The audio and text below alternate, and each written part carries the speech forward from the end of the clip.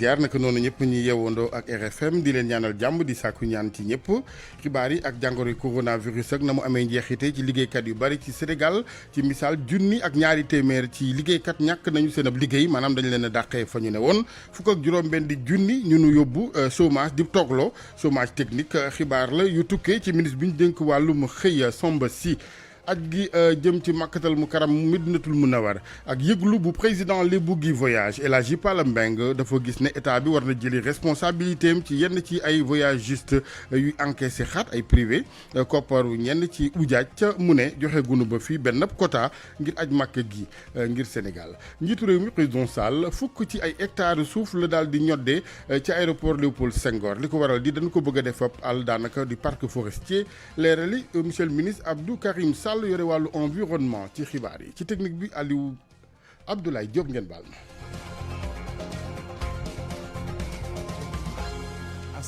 jërë ngeen jëf ci ànd beeg ñun mbokk yi RFM ñu ngi Ndakaaru rue 15 angle Corniche immeuble El Hadj Elimane Ndour Corniche boobee la ñuy jël wutali tribunal ab Ndakaaru ak déglu gu ñeel démb Guy Marius Sagna Birame Souleye Diop naka noonu bu Pastef ak Abass Fall démb ci kanamu juge 4e cabinet seeni avocat xamle ni ñu ko fi waxe woon ci xibaar càkkuteef ngir ñoom jëm ci wàllu liberté provisoire ginnaaw bi nga xamante ni nag yeggee nañu loole parquet bi ci wàllam di am fukki fan ngir àddu ca ci loolee ne càkkuteef ba tey ci wàllu woowu ñaareelu groupe bi ci xibaar talaata tey jii la ñuy jaar ci kanamu doyen des juges délégation xalifa bu tedd bi di Serigne Mountakha Bassirou Mbacké ci njiital Serigne Bassirou Mbacké Porokhane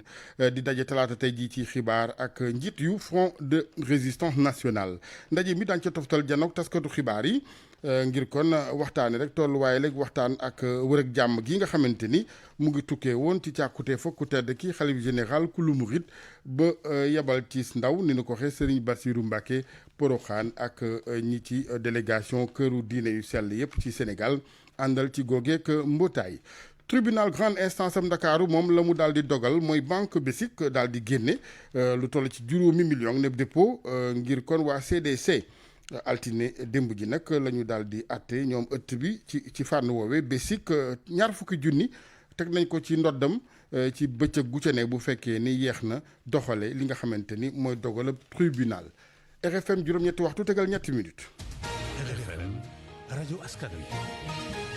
junni ak ñaari téeméer ci liggéeykat yu Sénégal yu ñàkk seen liggéey boobee dañ leen dàqee ci fuñ dàqee ginnaaw bi nga xamante ni seen i njaatige ñoom it danoo ami tolof ak jàngoro coronavirus fukk ak juróom-benn di junni yeneen yu ñu yóbbu chômage technique loolee di xibaar tukkee ci ministre bi ñu dékk wàllum xëy ci réew mi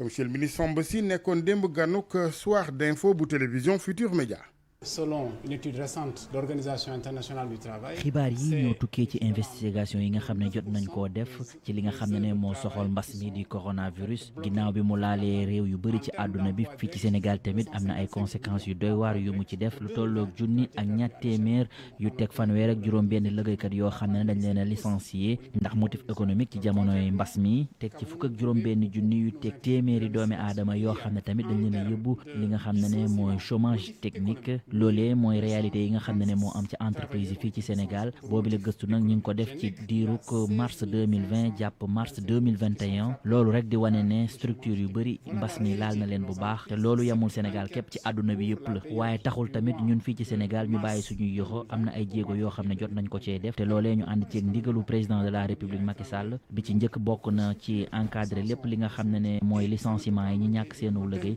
waaye tamit ñi nga xam ne dañoo nekk position chômage technique. Une ordonnance, première ordonnance prise par le président de la République, on encadre le chômage technique, on proscrit le licenciement pour motif économique. Ça a duré 3 mois. mu nekkoon monsieur le ministre Samba Sy yore wàllum xëy bi ko Adja Binte Diallo ak Papa Djibril Fall di dalal démb ci soir info bu TFM Sels Authentique ñoom la ñu nar mooy déposer préavis de grève ak yëglu ngir dem ci grève syndicat bi la ñuy ñaaw lu ñu ne ay yeexite ci wàllu administration ak it di sàkku ci weneen wàllu ñu ne ci fonction publique ñu jëlee fa soxna Safa dañu ci déglu njiital syndicat bi Sels Authentique Abdou Fatek Hadj Ndiogou Diène. directeur cabinet wu ministre de la fonction publique Mariama Sarr génn na si rajo yi di expliquer naan ñu ngi def seen liggéey mais ñun li ñu mën a wax rek naan acte yu bari génn na li ñu mën a wax rek mooy lii daf ñuy won ni ñii li leen tax a jóg ay choses ponctuelles moo leen tax a jóg li leen tax a jóg ay choses conjoncturelles moo leen tax a jóg ñun nag li ñuy laaj mooy ministère de la fonction publique bu xarañ puisque ñi fa nekk commencé si jëwriñam mënuñu ko xamuñu ko dañ si tële li ñuy laaj rek mooy ñuy jóge fa moo tax ñun si mardi bi 23 dañ déposé préavis de grève entre autres li ñuy laaj mu jóge fa wax gouvernement bi na ubbiwaat ay négociations indil ñu nit koo xam ne ku am fulla ak fayda la ba pare fexe ñu discuter si lenteur administrative yi si système de rémunération si kaawu décisionnaire yi def protocole d'accord bu 2018 fan la ñu toll régler li si des mais suñ ko deful nag dañuy delloo buum si mboy ga rek mooy su préavis bi expiré ñu nag suñuy camarades naataangoo syndicat yi ñu taxaw rek jàmmaarloo nguur gi bu kenn nag wax ni waaw ñun de dañuy profité si mbas mi wala profité si dara di ko def xaar nañu ba xaddi woor nañ leen si waxtaan si njëkk ak teraanga boobu ba tey faalew ñu nekk seeni caaxaan moo tax bi yoon moom ñun de taxaw nañu képp ku bëgg a xeex te camarades yi bëgg nañu xeex camarades yu G7 yi bëgg nañu xeex dañu toog jàmmaarloog nguur gi. ñu waxtaanee artisan yu Sénégal ñenn ci ñoom ak yëglu bëgg nañu daal ñoom millions yi artisan daje ci fi nga xamante ni mooy place Obélisque ñoom seen kuréel organisation professionnelle artisanale bu Sénégal li ko waral di dañuy ñaawlu ñu ne ay yeexite yu ñu gis ci wàllu defaruk bërëb bu juróom fukki hectares yu war a dalal mécaniciens yi ak it yeexite ci ndorteelu projet bu jëm ci jàngal ak métier ndaw ñi ci wàllu apprentissage ñu ngay sàkku it yooyu artisan seen wàll ci ñetti téeméer ak juróom fukki milliards yi président Sall wax ngir xëyum ndaw ñi Sénégal ci conférence de presse la ñu fësal yooyu yëpp ne ay càkkutéef ndongo ka collectif bi ëmb nag organisation professionnelle artisanale yu Sénégal ni nag béggunu ci gouvernement bi waa COPAS ni balaa yàgg dara danañu manifester nag ca place de l'Obélisque. Babacar Gueye mooy coordonnateur gile kuréel. COPAS mu ngi waaj a teg 1 million d'artisans place de l'Obélisque parce que il faut président xam ñun jafe-jafe yu ñu nekk. ça fait presque 3 mois ñu ci nekk di ci liggéey émergence bi président de la République woote administration moom ñoom ñëpp émergé nañ. ñoom artisan yu Sénégal ni mbir mi nag kenn xamut lu muy nduru ndax daf si am loo xamante ni nii jaaduwul benn yoon. ñu jàpp ni nag nguuru Sénégal daf leen a bëgg a doye dil 50 hectares lañ ñu dégg am nañu partenaire bu ko mën a financer à hauteur de 15 milliards def ko ay garage moderne ba pare nag jël artisans yi yóbbu leen defal leen ay formation mais partenaires yooyu leen soxla am avalu président de la République ça fait presque 7 ans ñu ngi ci topp di daw PEJA bi bu ngi war a former 32 000 apprenants au niveau national te bii phase test la dafay sélectionner 8 000 maîtres artisans dañ leen di financer à hauteur de 1 million 300 équipement mais projet bu mel noonu naka lañ ko mën a indi ci réew mi ñu di ko tànkam lii di milliards yu takk yi Macky Sall nag mujjee annoncé ci wàllu financement ñoom artisans yi nit ñi nga koy bàyyi xel tamit. nit ki soo koy financé bu ko utal âge parce que projet PEJA bi moo mën a ànd ak 350 milliards yi nga xamante ne bi ne président de la République bëgg na ko financé. ba tey ñoom artisans yi ni seen secteur bi nag jafe-jafe yi muy gàllankoor waxtu wi tembe du kenn nag ku dul kii di seenu ministre di Pape Amadou Ndiaye. lii mu fi teg di ministère di direction xamuñu ñoom fan lañ ñu jëmee mais ñun xam nañu fan la ñu jëm parce que mbir mi ñun ñoo ko moom tey nit ki boo ko bëggee dimbali da nga koy laaj xalaatam. lu aju nag ci réforme chambre des métiers yi ñoom artisans yi ni lu nu yàkkamtee ngi noonu ñuy sàkku nag ci nguur gi ngir mu baral jéego yi Ndonga Ka Pikine rajo Futur Média. jërëjëf Ndongo ñu waxtaanee lu jëm ci wàllu gàncax geeg àll bi njiitu réew mi président Macky Sall fukk ci hectare la jëlee ci aéroport Léopold Senghor ngir ñu def ko ab àll ci wàllu jëmbatam garab ak yeneen gàncax geeg ñoŋal gi naka noonu ministre environnement Abdou Karim Sall xamle lu ni mel ci weneen wàllit ci lu gën a yaatu wees bërëb ba ci aéroport Léopold Senghor fii ci Ndakaaru 2020 gi rek mu ne ci Sénégal yëpp lu toll ci juróom-ñeent ci millions yi garab jëmbat nanu ko fii ngir daal di dekkalaat li nga xamante ni mooy àll beeg gàncax gi monsieur le ministre Abdou Karim Sall nekkoon ci ngan ca Bondia réserve bu Bandia ci kaw bëccëg gi ñu jagleel àll bi ñu teewlu ko Abdourahmane Diallo. agence sénégalaise de la reforestation et de la grande muraille verte bi nga xam ne objectif am mooy delloo garab ci àll yi mais également en rapport avec la direction des eaux et forêts ñu delloo garab dans les villes dans les campagnes dans les axes routiers dans les axes autoroutiers dañoo tàmbali li nga xam ne moom mooy la campagne de reboisement malgré pandémie bi mun nañu wax ni lépp lu ñu produiroon presque ci 86 pépinières yi ñu am ci Sénégal lu toll ni 20 millions de plants yooyu yëpp jëmbat nañ ko parce que am na ay régions yoo xam ne di solliciter ay plants fas nañ ci yéene def jéego yu am solo parce que dañu fas yéene yaatal pépinières yi ci réew mi yëpp pour sunu forêt yi gën a naat sunu àll bi gën a naat fan yi ñu génn jël na benn juróom-ñeent 9 décrets pour classer 9 forêts dans 4 régions du Sénégal pour une superficie bi nga xam ne toll na ni 84 726 hectares mu nekk décision historique ginnaaw buñ ko dendalee ak yeneen i initiative bi mu jël maanaam mooy jël 10 hectares fële ci aéroport Léopold Sédar Senghor mu jagleel ko parc forestier urbain de Dakar. mu nekkoon ministre environnement Abdou Karim Sall.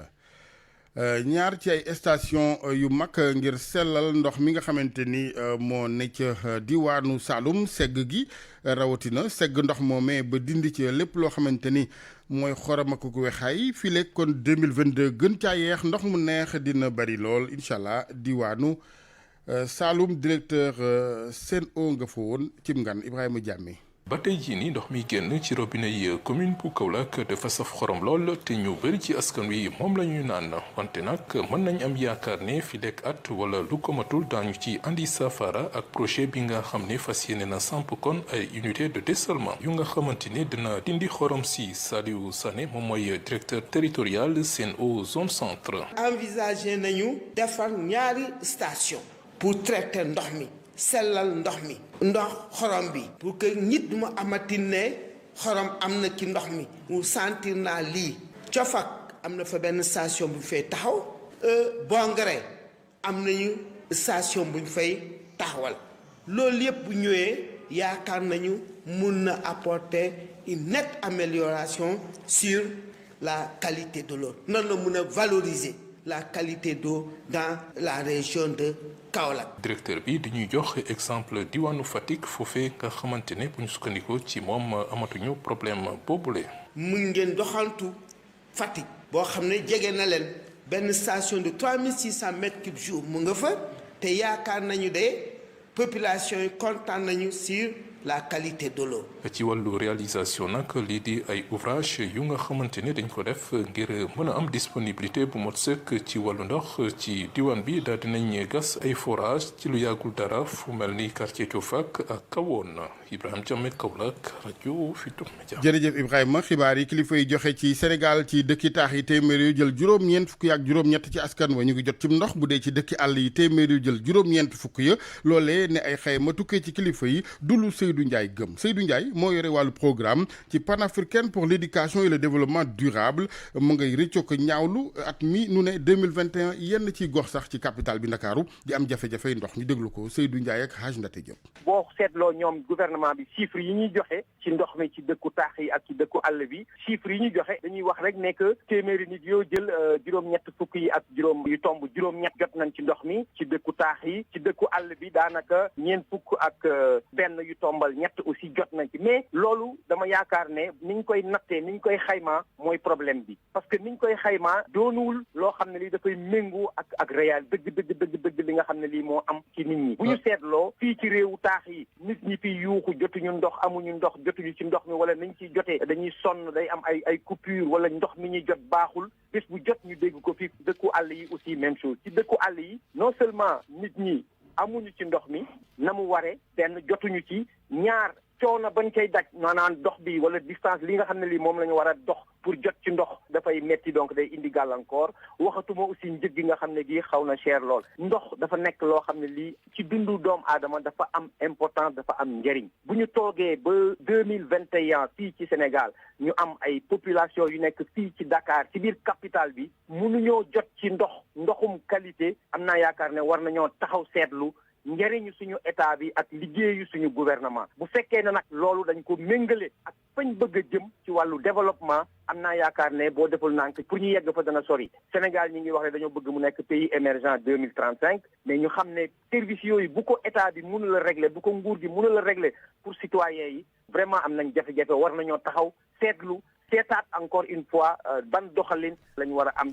ñu waxtaanee aj Makka ren gi ak yëglub président groupe Lébu gi voyage kër la gu yëngu ci wàllum tukki moom Hadj Palla Mbeng dafay sàkku ci état Sénégal mu gën a taxaw na mu waree ci wàllu kon ay wareefam ci seetlu yenn ci voyages privé mu ne yuy encaissé xaat kopparu ñu bëgg a aji Makka ca mu ne ba fii dub quota du lu leeragum ci aj Makka ren gi ñu teewlu Hadj Palla Mbeng ak Pape Balla Gueye. état saoudien bi jox état Sénégal joxagul état Sénégal joxagul privé waa privé boobu bëgg a jaay loolu ñun suñuy noppa ngi toj chaque jour nit ñaa ngi ñuy woo di ñëw pour verser xaalis mais nit ñi nañu téye seen xaalis aj wóoragul état saoudien waxagul ak état Sénégal waxagul ak délégation waxagul ak nit ñi waxagul ak ñun rien ne prouve que ñun dinañ ñu jox amul dara lu wane ni ñun dinañ ñu jox quota waaye yow li nga amagul noo koy jaayee yow amaguloo ko te wóorul daal di nga ko amam déet waaye noo ko mën a jaayee donc état moo war a jël responsabilité communiquer wax nit ñi ne aj bu dee am mu ne am na bu aj amagul mu ne aj amul ne nit ñi nañu téye seen xaalis kenn bañ a parce que y a des dérives et évitons les dérives. dérives yu mel naka dérives yi mooy am na ñoo xam ne encaissé nañu xaalisu pèlerin daaw téye ko ñu ngi commencé encaissé waat di leen gëmloo ne aj day am yaa ngi gis ci réseaux sociaux yi ñuy wax naan aj day am fan lañ ko jëlee information boobu fan la jógee ñi koy jàllale c'est-à-dire waruñu ko jàllale parce que ñoom seen bopp wóoru leen ndax ñoom dinañ am quota même bu aj doon am bu wàññi ko état ne moo koy defal boppam waaye léegi privé bi encaissé woon xaalis jàmbur nooy def ñu ngi wax naan da ngay vaccin da ngay def ni mais togguloo quota duñu pays organisateur pays participant la ñu waaye lan ngay participer si di ci anticiper donc loolu caaxaan la na nit ñi téye seen xaalis délégation générale na def communiqué pour wax ni joxaguñu kenn quota kenn mënul jaay luñ la joxagul l'État n'a qu'à prendre ses responsabilités la délégation générale n'a qu'à prendre ses responsabilités. RFM Sport. Sport beeg Malal Junior Diagne ñu ngi lay nuyu bu baax. ay ci wàllu tàggat yaram. ñu doore ak gaynde Sénégal yi nga xam ni ñu ngi leen di xaar ci bésub tey bi ca Brazzaville ca Congo foofa war nañ fa jongante fii léegi ñetti fan ak équipe bu Congo googee jëm si juróomeelu journée championnat bi jëm ci qualification coupe d'Afrique ca Cameroun ci atum dëwën Aliou Cissé nag wóolu na foofu fanweer ak benn si joueur ngir mën a moytandiku yenn ci ay xale yu am wala wax yu war a mën a am ay gàllankoor ngir jógee seen club bokk na ca góolu Sénégal yi di Alfred Gomis ak Edouard Mendy ñoom ñaar ñooñu duñu mën a teew ci xew mi Edouard Mendy sax waa Chelsea ci seen bopp waa Tuchel ñoom nee nañu du mën a ñëw ndax dafañ ko war a yóbbu ci dentiste ba ngir wattu ay wér-gu-yaramam foofa loola moo tax ba nu woowaat benn xale ci Sénégal muy Papa Seydou Ndiaye moom nag mu ngi góolu ci Jaraaf yàggoon na itam di dem ci équipe nationale bi di ñëw loola nag ki fi nekkoon ci équipe nationale du Sénégal yi ci bi ñuy organiser Sénégal 92 di Khadim Faye nee na daal loolu lu am solo la ñu jël góor yi nekk ci réew mi léeg-léeg di leen dugal ci équipe nationale bi ndax dafay tax nu gën a yokk seen xarañ ak seen xam-xam te bu ñu dikkaatee fii mën na walangaan ci yeneen i góol ak yeneen i tàggat ci réew mi moom Khadim Faye jokkoo na ak Youssouf Bodian. C'est vrai que dañ tàmmoon gis Gomis ak Mendy ak Gomis bon cette fois-ci ñoom dafa am lu leen empêché ba mu ñëw bon Aliou Cissé xool ni que match bi tamit comme Sénégal qualifié na ba pare mu choisir ñeneen bon pour jox leen seen chance tamit pour tamit Sénégalais yi nga xam ne mosuñu leen gis ñu joué di leen bàyyee xel pour xam ni que tamit am na yeneen gardien yoo xam ne Sénégal am nañ ko te loolu la def bon moo tax mu woo Bingiru ak Pape Seydou ak Dieng loolu opportunité la parce que des fois bon c'est vrai que Pape Seydou sax mu gëjoon na dem mais lii ça le motive aussi pour mu gën a ñafewaat pour xam ni il fait partie ba léegi mi ngi si biir pour ñeneen ñi tamit ça les motive pour ñu gën a mën a ñafe pour xalaat ni que ëllëg mun nañ tamit ñoom garder suñu biir sélection nationale bi quoi. Aliou nag ñu xamale ni moom fanweer ak daanaka benn xale la woote ca Brazzaville nag am na genn dalwaay gu fa tànnal équipe nationale bi ngir ñu mën fa wàcc bu nu fa daal di jongante ba noppi dina di jëlaat vol spécial ngir daal di cay dugg ñoom cundum waa équipe nationale ak waa fédération képp ñibbisi ci Ndakaaru nga xam dañu war a jongante fanweeri fan ci weer bi ca Thiès seen diggante ak waa Eswatini nu fàttali ni Sénégal moom jot na qualifié ba noppi si Coupe d'Afrique bi war a am.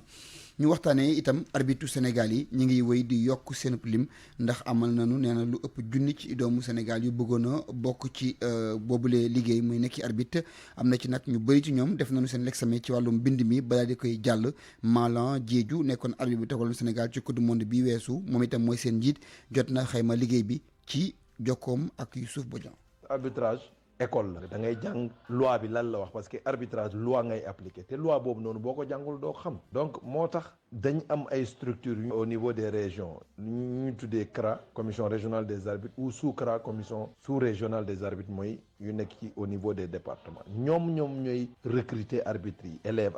arbitres yi balaa ñu dem ci terrain yi dañuy daje foofu noonu minimum 2 fois di def ay cours di def ay débriefing di jël ay conseils ci suñu formateurs yi donc foofu ngay jàngee arbitrage léegi ñooñ ñooy fixer ay critères ñun par exemple Dakar dañuy naan ku amul bac mënoo dugg nekk élève arbitre léegi loolu ci critères yi la bokk am na tamit yeneen critères physiques moo tax sax cette année ci examen yi on a vu que beaucoup de candidats dañuy jógee ci école comme ay INSEP wala ñoo xam ne dañuy pratiquer athlétisme ñu bëri dugg nañ ci parce que critère boobu noonu tamit ñun solo nañ ko parce que ku fekkewul doo mën a atte il faut être proche des actions pour pouvoir bien prendre la bonne décision c'est la raison pour laquelle l'aspect physique am na ci importance ci suñu recrutement bi moo tax organiser nañu examen bi pour jël ñu bees mais organiser nañu examen pour permettre à certains d'avancer ñu changer grade ñu mën a bokk ci ñoo xam ne ñoom ñooy diriger match championnat Sénégal. tubaarkàlla mu ngi noonu kon alaaji arbitre yi ñu ngi wéy di yeesal seen bopp am na solo léegi alaaji bari nga jàmm de tubaarkàlla ñaar fukki simili ak benn moo tax toll ci juróom-ñetti waxtu léegi soo génnee studio ba pare yi ngay mooy penco yëpp nga ñëw nu jàkkaarloo tey foog nu defante ma ak yow alaaji déedéet bu ko gars yi interprété neneen non foog nu jàkkaarloo foog ni ci xam man du ma defante ak yow mais foog nu jàkkaarloo jërëjëf Malal pour man RFM mooy rajo bi gaaw ci xibaar yu wóor RFM xibaar yu wóor te wóor Malal Junior Diagne ñu koy jaajëfal dalal Hadj Ndate Diop ci wàllu kon cosaan gi dal leen ak jàmm jëwriñ ji ñu dénk lépp lu jëm ci wàllu aada ak cosaan ak communication Abdoulaye Diop di daje tey jii bu 10h jotee ak ñii di acteurs culturels yi ndaje mi di amee ci maison de la culture Douta Seck mu di ndaje moo xam ne ni dañ koy séddooy xibaar waaye tamit waxtaan ci ay yoon yi ñu war a jaar ngir dooraat lii di activité culturelle yi loolu nag gannaaw ba ñu yëkkatee lii di état de catastrophe sanitaire bi. musique groupe Safari moom léegi mi ngi en partenariat maanaam ak lëkkaloo gu dox digganteem ak label bi di Sony Music di ab partenariat boo xam ne ni ñoo ngi ko xaatim ci njeexitaluk ay bis yi ñu génn fii ci Ndakaaru loolu nag tax groupe boobu nga xam ni ñetti soxna ñoo ci nekk gën a ubbeeku ci marché africain bi waaye tamit ci àdduna wërngal këpp Defa bokk ci groupe Safari lañ ciy déglu ci micro Ana Rocha. kontante rek parce que du ñun kese ñoo fi artiste Sénégal donc ñoom ñu gis ñu bëgg liggéey ak ñun loolu ndam la rek donc xanaa di ñaan yàlla li nga xamante ne ñoom loolu lañ si bëgg ñu nit ñu xaar ko si ñoom yàlla def lépp sotti mu yomb ñu doon suñu njëkk ñun ñëpp parce que ñoom liggéey moo leen tax a jóg comme ñun liggéey moo ñu tax a jóg defe naa ne ku gis sa liggéey neex ko ñëw choisir la du lu ndaw daal si ñun li ñuy xaar si ñoom rek mooy yóbbu tur bi fépp ci àdduna parce que defe naa ne képp kuy artiste loolu mooy sa mbébét loolu mooy sa yéene maanaam bu fekkee yàlla moom daal si ñoom la ko jaarale kon xayrun mu doon suñu njiglaay mais li ñu gën a tax a jóg mooy bokk si ñi nga xamante ne yóbbu nañ seen turu réew fu sore sori mooy maanaam fépp ci àdduna bi donc loolu la ñuy xaar si ñoom tey bu ñu demee ba ñoom gis ñu suñu liggéey moo ko waral donc pare nañ pour génne leen triple album sax bu ñu bëggee déjà ñoom balaa ñoo ñëw doon signé sax am na suñu ay mbokki artistes yi nga xamante ne ñu ngi fépp si Afrique ñu ngi dégganteeg ñoom suñu ay xarit lañ gis nañ tamit suñu liggéey mu neex leen ba ku si nekk yaa ngi bëgg a def ak benn musique ak waa Safari donc ndam la donc bu Sony ñëwee tamit si diggante bi rek mooy li ñuy wax rek wokk bu daje gersu la donc mooy ñoom li ñu wax rek bëgg nañ dëggal suñu bopp Afrique ba pare après leneen lu si mënti am rek ñu xam ne loolu la. xaatim googu di partenariat gi diggante ñi di Safari ak label bi di Sony Music dina may lii di groupe bi mu gën a ubbeeku ci Afrique francophone maanaam réew yu Afrique yi nga xam ni ñoom ñooy làkk kàllaama ak nasaraan contrat boobu nag lañ ca bëgg moom moo di lu mu néew ñaari album ñu daal di ko ciy génnee. Yannick Zagba moom mooy directeur artistique bu Sony Music Côte d'Ivoire. La qualité du groupe. li may rafetlu bari na bokk na ci seenub liggéey bokk na ci it ñi nga xamante ni ñoo leen di jàppal tànk ak nit ñu sérieux loolee lépp neex na ma. image bi ñuy wane ak it xeetu musique yi tamit dafa am solo Safari ci wàllum culture urbaine ci Sénégal mën nañ ne moom guléet la signé bi ma signé ak ñoom ñile am na lu bari loo xamante ni digg naa leen ko bëgg naa leen jëlee fii ñu nekk yóbbu leen feneen foo xamante ni moom moo ko gën wàllum professionnalisme bi conditions yi maanaam ni ñuy liggéeyee it ñu lijjanti ba mu gën a mën a mucc ayib juin bi sax di ñëw incha allah dinañ tënk li nga xamante ni mooy maquette bi waxtaan tamit ci projet bi nga xamante ni mën nañ ko defandoo ñun ñi ñëpp dinañ am loo xamante ni ay wàllum jokkalante la suñu diggante ak waa Côte d'Ivoire waa Cameroun ak waa Congo loolu sax mën nañ ne jamono ji féete na boor. Déjà ça c'est déjà quelque chose de garanti. jageen jëf ci déglu bi fii la ñu yem dig daje ëllëg. Comptoir commercial de plomberie du Sénégal CCPS. seen cuuraay raktak bi rey yooyu seen gamme Opalia ak seen savon de Marseille créole ñoo leen di may li ci yéenekaay yi. yéenekaay yeeg Mamadou Mouhamed Ndiaye. jërë ngeen jëf géej ci mbambulaan jëlatinay bakkan ci réew mi l'observateur nañu ci caaroy géej fa la jëyee jaame ubbil yéenekaay bi ñetti mool Malikan Ndiaye amoon juróom-benn fukkeet ak ñaar ak doomam Limaamu Ndiaye ak beneen waay bu ko doon liggéeyal ñu naan ko Mamadou Mar journal bi nañu ci ay témoignage ñu jëlee ci jarbaatu waa ji moo leen leeralal ne keroog àjjuma la ñu fi jóge woon dem géej seen gaal ga xar biir géej xotti gaal yaak néew Malikan Ndiaye teere ji ngor ñaar ña ci des ñoom ba léegi kenn gisu leen du seen jëmm du seeni néew kenn ki di Mamadou Mar moom l'observateur mi ngi ñuy xamal ne wax nañu ko ne bi mu takkee jabar ak léegi ci ñetti semaine ca lay toll libération nañu jëy yaati ci géej gi ci ñetti mool yu demoon géej kenn ki di borom gaal ga Malikan Ndiaye moom la ñu gis ab néewam ci tefesu ngor gi ñaar ña mu àndaloon mu di doom ja Limaamu Ndiaye ak apparentem di Modou Mar ñoom kenn xamul fan la ñu mujj li des ci xariti gaal yi ñu duggoon journal bi nee nañu ay nappkat ñoo ko for ca Wakam keroog àjjuma ci la ñu demoon géej ca la seeni mbokk gëjee xam ci ñoom dara Moustapha Diop bu Union nationale des pêcheurs artisanales du Sénégal ni ñu ci xët mu njëkk libération lii lépp li ko waral moo di nguur gi moo jaay géej gi batoy bitim réew ba tax mool yi ci réew mi bu ñu demee géej duñu gis aw jën ba taxit ñuy jël risque di gën a sori ci géej gi ba musiba yu mel nii di leen ci fekk ñu fekk xibaar bi ci xët mu njëkk La Tribune mu ñuy wax ne ca caaru géej njabootug lëm ma des ci géej gi ci anam wu yéeme tamit Malikan Ndiaye tolloon ci juróom fukki at ak juróom-ñeent ak doomam ju góor ju ñu naan Limaamu Ndiaye tolloon ci fanweeri at ak juróom-ñeent yéenekaay bi dolli ñu ci ne fii ci Sénégal at mu yàlla sàkk lu jege téeméeri mool ak ñeent fukk danañu des ci géej gi ñu des ci géej gi ba léegi ak koom-koom ga cay bawoo di économie maritime Sud Quotidien nee nañu yëf ya doxatul te li ko waral ñi yëngu ci napp gi nee nañu moo di accord de pêche yi Sénégal renouvelé waa Union européenne Moustapha Dieng bu syndicat des pêcheurs autonomes di leeral ci yéenekaay bi ne accord de pêche yooyu suñu réew di Sénégal renouvelé waa Union européenne li ñu ci ñàkk kenn xamul nu mu toll ni fukki milliards la ñu ci amee ci juróomi at yi te bu ñu jàppale woon nappkati réew mi ni mu waree napp gi dina mën a indi ci réew mi fukki milliards at mu nekk nappkati Sénégal yi ca gëm bi l'observateur seeti woon na leen ba defub gëstu ci seenu nekkin foofe ak seenu dundin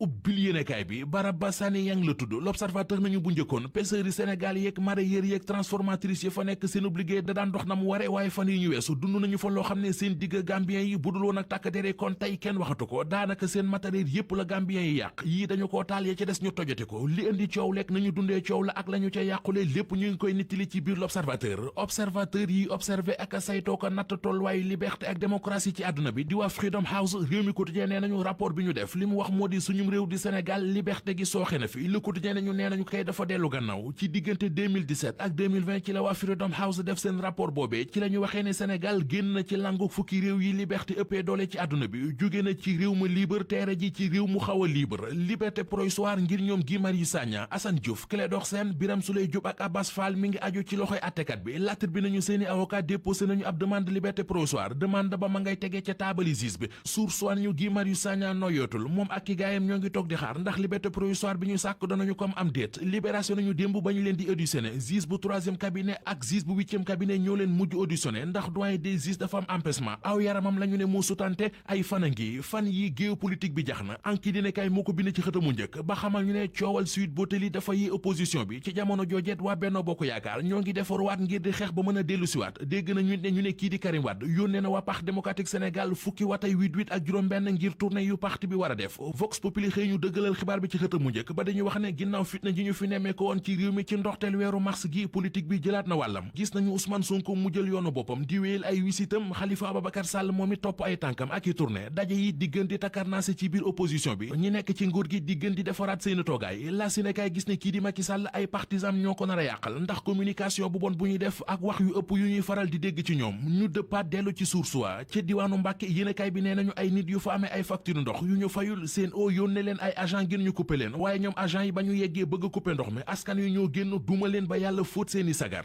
Comptoir commercial de plomberie du Sénégal CCPS seen cuuraay raktak bi rey yooyu seen gamme Opalia ak seen savon de Marseille créole ñoo leen doon may li ci yéenekaay yi. ñu koy gërëm bu baax di ko sant Mohamed naka noonu yéen ñi doon teewlu xibaaru suba seeg RFM bokkoon na ci ne ay xibaar njeexite yu bon yu coronavirus ci lenn ci liggéeykat yi Sénégal ak solo gi xëy am junneeg ñaari téeméer ci ñoom ñàkk ko ne am xëy kon ñu nu licencié dàq fukk ak juróom-benn di junni yeneen ñu yóbbu leen ñu toog ci wàllu chômage technique loolee kon di njeexite ni ñu ko waxee yu coronavirus gi ci réew mi ci wàllum emploi ministre bi ñu dénk xëy di ki ko xamle démb ci bi ñu ko invité ci soir d'info ci télévision Futurs Médias aj màkk ak ren geeg yëglu bu président Libou gi voyage El Hadji Pala Mbeng dafa ne na état bi jëli responsabilité ba yenn ci voyage privé yi mu ne ñu ngi encaissé lenn ci koppar yi ñu bëgg a aji màkk ci amagunu quota xamagunu lu leer ci aj gi nguur gi dakkal lu ni mel déglu ci wàllu yoon ñeel Guy Marius Sagna Birame Souleye Diop ak Abass Fall démb ci kanamu juge 4e cabinet seeni avocat dugal nañu ak càkkutéef ngir ñuy baleen baw nëgandiku parquet bi am na ba fileek deleb fukk ci fan ngir àddu ci na mu gisee ci wàllu woowu ndax dañu leen di teggi loxoom déet ñaareelu groupe bi tey ci talaata ji la ñuy jaar ci kanamu doyen des juges fekkoon na booba délégation bu xalifa bu tedd bi Serigne Mountakha Bassirou Mbacké ci njiital Serigne Bassirou Mbacké Porokhane war a daje talaata tey ji ak leader yu Front de Résistance Nationale ndaje mi dañ ci toftal bu nu noppee ab janoo ak taskatu xibaar yi fàttali ni moom Serigne Bassirou Mbacké Porokhane jiite kuréel gi nga xamante ni ñu ko waxee ay ndaw lañ tukkee ci xalifa yu tedd yi ngir jàmm ci réew mi ci it ñooy ñi mayee jàmm ji keroog ñu ngi kon ci wër ak lu koy gën a dëgëral Sénégal Abdoulaye Diop moo nekkoon ci technique bi El Hadj Assane Gueye ci micro bi soxna Yacine Pouy ci wàllu service digital gi ñu ngi leen di gërëm mbokk yi di leen ñaanal kenn lu jàmm ci kanam tuuti pencoo gi ci ndimbalal Barthélémy Ngom dina ànd dem ci yenn ci diwaan ak ñenn ci sunuy correspondant ngir xool fu nu ci toll ci jàngoro ji tënk ñëpp ba ci économie beeg liggéey yi mu yàqal ay borom kër ni nu ko waxee ci njëlbeenu xibaar yi ñu yendoog jàmm.